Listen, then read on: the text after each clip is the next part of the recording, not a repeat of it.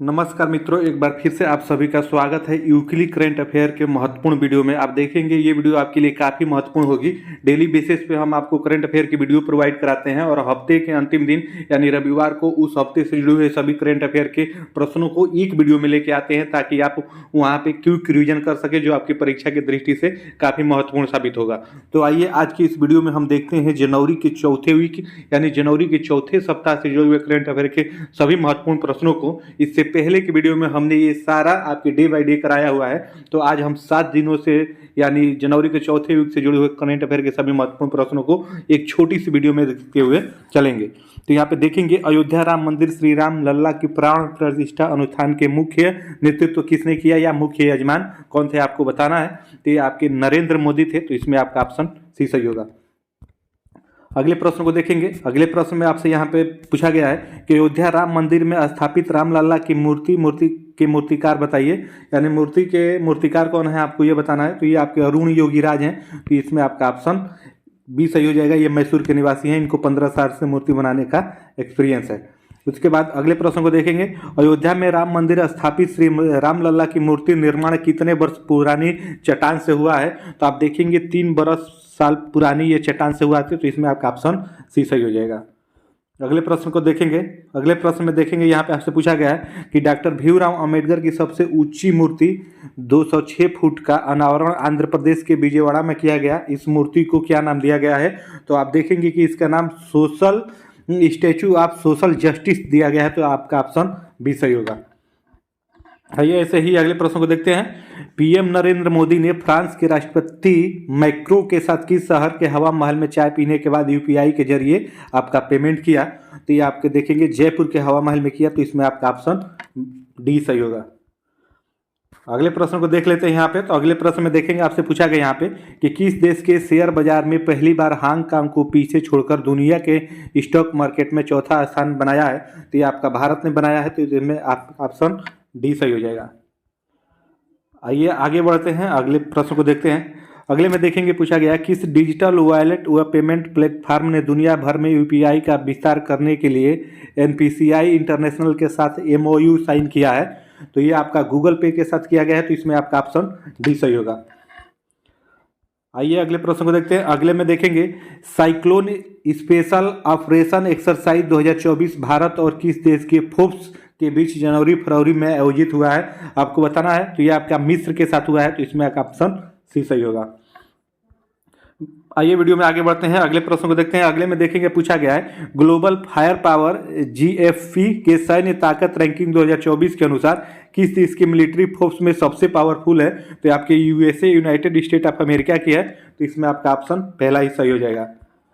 आइए weekly current affair के अगले महत्वपूर्ण कुछ प्रश्नों को और देखते हैं। 26 जनवरी 2024 को कौन सा गणतंत्र दिवस आपका मनाया गया है। तो आप देखेंगे ये 75वां गणतंत्र दिवस मनाया गया है, तो इसमें आपका ऑप्शन बी सही हो जाएगा। आइए ऐसे ही अगले प्रश्न को देखते हैं। तो 75वें गणतंत्र दिवस समारोह के मुख्य अतिथि आपके कौन थे। तो आप देखेंगे एमुअल मैक्रो थे, ये थे, तो इसमें आपका ऑप्शन डी सही हो जाएगा। ये फ्रांस के राष्ट्रपति हैं आपके। आइए अगले प्रश्न को देखते हैं। अगले प्रश्न में देखेंगे, पूछा गया है कितने वर्षों बाद 75वें गणतंत्र दिवस परेड समारोह में घोड़े से खींची जाने वाली ऐतिहासिक बगी का इस्तेमाल राष्ट्रपति ने किया। तो आप देखेंगे ये 40 वर्षों बाद किया गया है, तो इसमें आपका ऑप्शन डी सही हो जाएगा। आइए ऐसे ही आगे बढ़ते हैं, अगले प्रश्न को देखते हैं। अगले में देखेंगे, यहाँ पे पूछा गया 75वें गणतंत्र दिवस समारोह में किस विदेशी सेना ने भी कर्तव्य पथ पर अपना परेड में हिस्सा लिया। तो ये फ्रांस की सेना ने हिस्सा लिया, तो इसमें आपका ऑप्शन सी सही हो जाएगा। आइए अगले प्रश्न को देखते हैं। अगले प्रश्न में देखेंगे, आपसे पूछा गया है 75वें गणतंत्र दिवस में पहली बार तीनों सेनाओं की ओर से तीनों सेनाओं ने आन वीमेंस मार्चिंग दस्ते का नेतृत्व किसने किया। तो कैप्टन संध्या ने किया, तो इसमें आपका ऑप्शन डी सही हो जाएगा। आइए आगे बढ़ते हैं, अगले प्रश्न को देखते हैं। अगले प्रश्न में देखेंगे, आपसे पूछा गया यहाँ पे 75वें गणतंत्र दिवस समारोह में कर्तव्य पथ पर कितने राज्य, केंद्र शासित प्रदेश और मंत्रालयों की झांकियों ने हिस्सा लिया। तो आप देखेंगे 16 राज्य, यूनियन टेरिटरी और 9 मंत्रालय ने इसमें हिस्सा लिया, तो इसमें आपका ऑप्शन पहला सही हो जाएगा।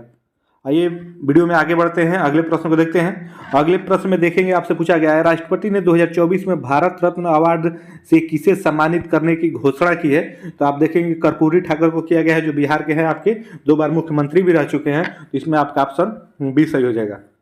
आइए आगे बढ़ते हैं, अगले प्रश्न को देखते हैं। सुभाष चंद्र बोस आपदा प्रबंधन पुरस्कार 2024 किसे चुना गया, आपको बताना है। तो आप देखेंगे 60 पैराशूट फील्ड अस्पताल उत्तर प्रदेश को ये दिया जाएगा, तो इसमें आपका ऑप्शन पहला ही सही हो जाएगा।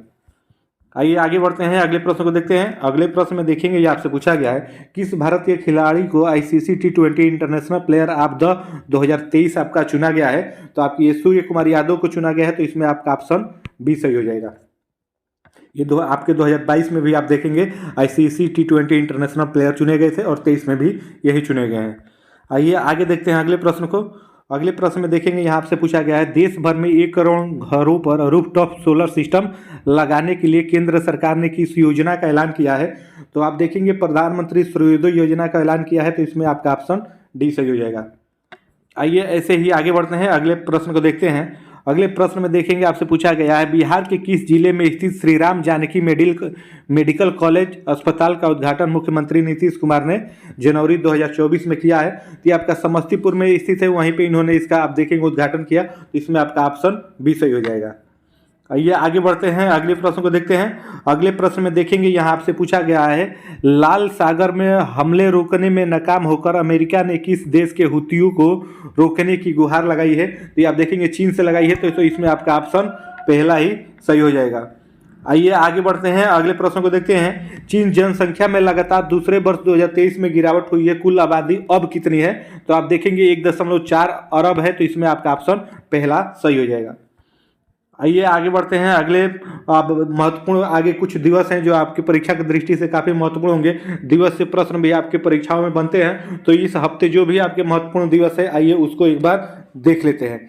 तो सबसे पहले देखेंगे अंतर्राष्ट्रीय स्वच्छ ऊर्जा दिवस आपका ये कब मनाया जाता है, आपको बताना है। तो ये आप देखेंगे आपका 26 जनवरी को मनाया जाता है, तो इसमें आपका ऑप्शन पहला ही सही हो जाएगा।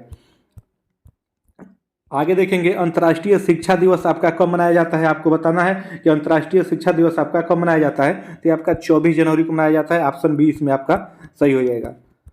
आगे देखेंगे राष्ट्रीय पर्यटन दिवस आपका कब मनाया जाता है, आपको बताना है। तो ये आप देखेंगे 25 जनवरी को मनाया जाता है, तो आपकी इसमें ऑप्शन सी सही हो जाएगा। आइए आगे बढ़ते हैं, अगले प्रश्न में देखते हैं अंतर्राष्ट्रीय प्रलय स्मरण दिवस आपका ये कब मनाया जाता है। तो ये आप देखेंगे 27 जनवरी को मनाया जाता है, ऑप्शन 20 में आपका सही हो जाएगा।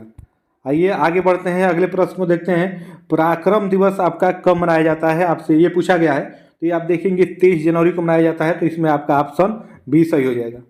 आइए आगे बढ़ते हैं, तो आगे देखते हैं आपसे पूछा गया यहाँ पे कि राष्ट्रीय बालिका दिवस आपका कब मनाया जाता है। तो ये आप देखेंगे राष्ट्रीय बालिका दिवस आपका 24 जनवरी को मनाया जाता है, तो ऑप्शन इसमें आपका डी सही हो जाएगा। तो ये रहे आपके जनवरी के चौथे वीक से जुड़े हुए करेंट अफेयर के सभी महत्वपूर्ण प्रश्नों का क्विक रिवीजन। डेली बेसिस पे हम आपको वीडियो प्रोवाइड कराते हैं करेंट अफेयर के लिए। अगर आप हमारी डेली बेसिस वाली वीडियो देखते हुए चलेंगे तो आप देखेंगे करेंट अफेयर को आपको अलग से तैयार करने की जरूरत नहीं पड़ेगी, क्योंकि हम उस दिन से जो भी जुड़े हुए महत्वपूर्ण मुद्दे होते हैं उनसे जुड़े हुए प्रश्नों को रिलेट करके एक ही वीडियो में लाते हैं, और हफ्ते के अंतिम दिन यानी रविवार को उन सारे का रिवीजन एक ही वीडियो में आपके लिए लेके आते हैं। क्विक रिवीजन थोड़ी सी हमारी वीडियो होती है, अगर आप देख लेते हैं तो हफ्ते भर का रिवीजन आप देखेंगे वहाँ पे हो जाता है। तो अभी तक आपने हमारे चैनल को सब्सक्राइब करके जुड़े नहीं है तो वहाँ पे जुड़ जाइए, ताकि आपको नोटिफिकेशन समय से मिलता रहे। तो फिर आपसे मिलेंगे डेली करंट अफेयर के वीडियो में कल, तब तक के लिए आप सभी को जय।